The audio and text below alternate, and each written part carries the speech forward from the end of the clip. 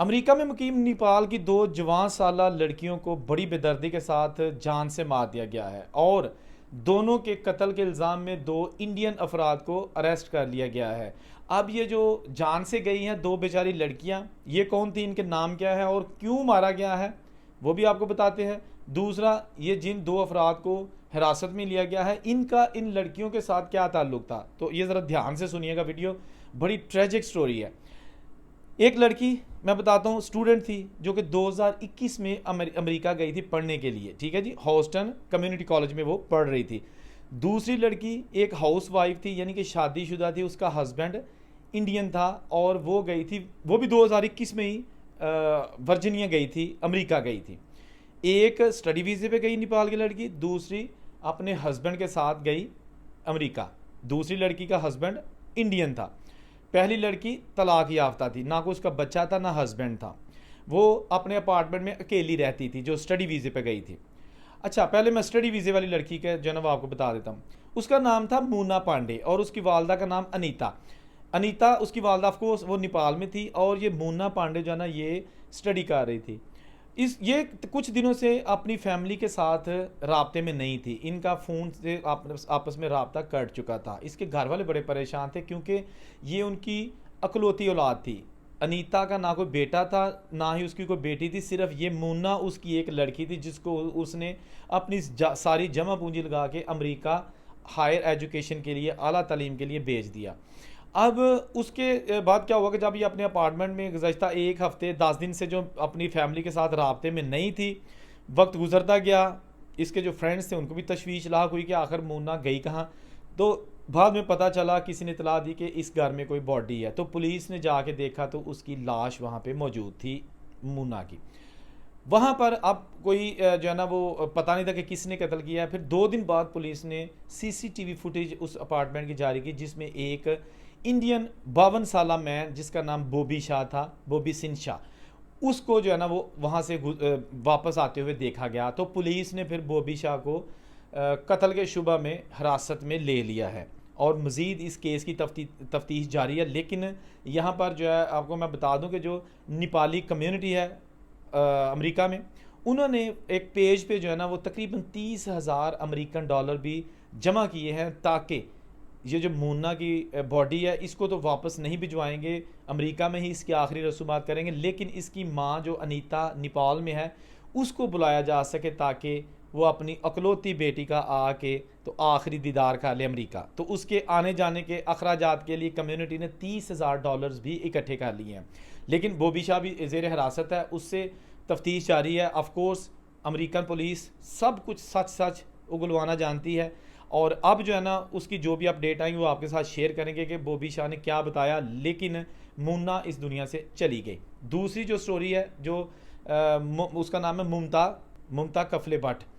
इसके हस्बैंड का नाम है नरेश भट्ट और उसकी एज है 37 साल, जबकि ये जो मुमता है इसकी एज है 28 साल। तो मुमता जो है ना अपने हस्बैंड के साथ 2021 में अमेरिका आ गई वर्जीनिया में, और इन्होंने भी बड़े खूबसूरत घर में रहना शुरू कर दिया क्योंकि इसका शोहर वहाँ पे सेटल था, उसका ताल्लुक इंडिया से था। तो इनकी ना अमेरिका में एक बच्ची पैदा होती है। ये जो मुमता है ये नर्सिंग की जॉब करती है एक हॉस्पिटल में, वहाँ पे स्टाफ नर्स है, जबकि इनकी एक बच्ची पैदा होती है। ये फैमिली बड़ी खुश है, अपनी ज़िंदगी के दिन पूरे कर रही थी। फिर अचानक ये लड़की जो है ना मुमता, ये मिस हो जाती है। इसका हस्बैंड जो है ना वो बड़ी दर्दनाक पोस्ट लगाता है कि मेरी बीवी को खुदारा तलाश किया जाए, यानी कि उसकी हमदर्दी और उसकी तलाश के लिए वो बहुत दर्दमंदाना और दुखी पोस्ट शेयर करता है सोशल मीडिया पे कि किसी तरीके से मेरी गुमशुदा बीवी का पता लगाया जाए। दूसरी जानब जो मुमता का स्टाफ था, जो हॉस्पिटल में डॉक्टर, नर्सेस और जितने भी कोलीग्स थे या उसके जो फ्रेंड्स थे, वो सारे जो है ना उन्होंने भी प्ले कार्ड्स उठा लिए और जगह जगह जो है ना अपनी कोलीग्स के बाजियाबी के लिए या कोई इसका क्यों लगाने के लिए, पता चले कि कहाँ पे है, तो वो इन्होंने भी जो है ना वो एक कंपेन शुरू कर दी। उसके बाद पुलिस ने जब मज़ीद इसकी इन्वेस्टिगेशन स्टार्ट की और घर से स्टार्ट की, तो उनको घर से कुछ ऐसे शवाहद मिले, कुछ ब्लड स्टेन्ड क्लॉथ मिले, यानी कि खून वाले कपड़े भी कुछ मिले, कुछ ऐसी चीज़ें मिली। फिर पता चला कि जो इसका शोहर था वो थोड़े दिन पहले जो ग्रॉसरी करके लाया था उसमें एक छुरा भी था। यानी कि बड़ी चीज़ें ब्रीक बीनी से पुलिस ने जब सामने लाई तो उन्होंने बिल आखिर फैसला किया कि इसके शोहर को जो है ना वो शाम में तफ्तीश किया जाए। लेकिन इसके शोहर ने जब देखा कि पुलिस जो है ना वो मेरे घर का थोड़ा सा ब्रीक बीनी से जायज़ा ले रही है, तो उस शख्स ने अपनी बीवी की तफ्तीश के लिए जो है ना वो शाम ने तफ्तीश होने से इनकार कर दिया और पीछे एक कदम होना शुरू कर दिया कि मेरी बेगम फॉर एग्जाम्पल अगर नहीं भी मिलती तो कोई बात नहीं। यानी उसने पुलिस के साथ ताउन करने से हाथ पीछे कर लिया। उसकी एक बच्ची भी थी ऑफकोर्स छोटी। तो उसके बाद क्या हो गया, पुलिस ने इसको अरेस्ट कर लिया। इसके हस्बैंड पुलिस ने इसके हस्बैंड को अरेस्ट कर लिया। तो उसकी जो बच्ची छोटी थी बिल्कुल, उसको जो है ना एक कम्युनिटी सेंटर में जो है ना वो दे दिया गया। अब उन्होंने फैसला किया है वहाँ की मैनेजमेंट ने, अमेरिकन मैनेजमेंट के, इसके जो मुमता है जिसको मार दिया गया है, इसके पेरेंट्स को बुलाया जाए ताकि वो अमेरिका आएँ और जो छोटी बच्ची है उसकी देखभाल करें। क्योंकि माँ तो मर गई, बाप जेल चला गया, तो वो बच्ची जो है ना वो मासूम यतीम ही बच्ची हुई, बाप भी गया, बल्कि वो जो जिसकी माँ चली गई वो बच्ची की देखभाल ये पेरेंट्स आके करें। तो ये जो है ना पेरेंट्स अब वहाँ पे अमेरिका में जा रहे हैं और इसकी भी इन्वेस्टिगेशन जो है ना वो जारी है। तो 2 नेपाली लड़कियाँ दुनिया से चली गई, 2 नेपाली नौजवान जेल में, एक बच्ची वो दरमियान में।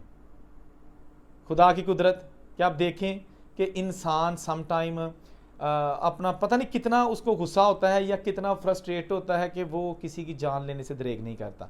ये जो फॉर एग्जांपल अगर इसी ने कत्ल किया है अपनी बीवी को, तो जवान बीवी है, 28 साल उसकी एज है, कितने ख्वाब लेके कितना उसको चाव होगा कि मैं अमेरिका जा रही हूँ और अपने हस्बैंड के साथ फैमिली के साथ रहूँगी। ममता के पेरेंट्स, बहन भाई या जो भी फैमिली मेम्बर्स हैं, फूले नहीं समाते होंगे कि हमारी बेटी जो है ना अमेरिका चली गई है। कहाँ होती है आपकी बेटी? हमारी बेटी अमेरिका होती है।